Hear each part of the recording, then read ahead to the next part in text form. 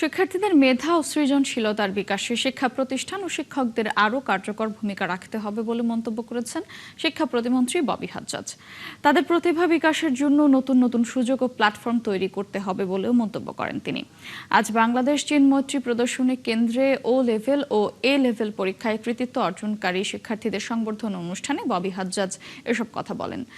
তিনি আরো বলেন, শিক্ষার্থীদের উদ্ভাবনী চিন্তা ও দক্ষতা বিকাশেও সমান গুরুত্ব দিতে হবে। এ ধরনের অনুপ্রেরণামূলক আয়োজনে সরকার সবসময় পাশে থাকবে বলেও আশ্বাস দেন তিনি।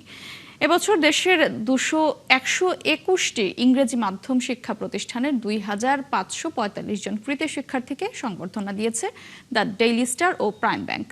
তাদের এই সাফল্য ভবিষ্যতে দেশের জন্য দক্ষ ও যোগ্য মানব সম্পদ গড়ে তুলবে বলেও অনুষ্ঠানে আশা প্রকাশ করা হয়।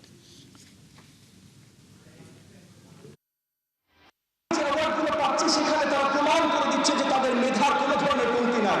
তাহলে তাদের মেধা উন্মোচনের জন্য আরো জায়গা সৃষ্টি করে। প্রধানমন্ত্রী জনাব তারেক রহমান কিভাবে ইনভেস্ট করতে চান বাংলাদেশের ভবিষ্যতে, এবং সেই জায়গা থেকে আমি দায়িত্ব নিয়ে বলছি আমার স্কুলের প্রিন্সিপাল, টিচার্স, অ্যাডমিনিস্ট্রেটর যারা আজকে উপস্থিত আছেন, আপনারা আপনাদের স্কুলে যদি এই ধরনের প্রোগ্রাম শুরু করেন, গণপ্রজাতন্ত্রী বাংলাদেশ সরকার আপনাদের সকল সহযোগিতায় আপনাদের পাশে থাকবে ইনশাআল্লাহ।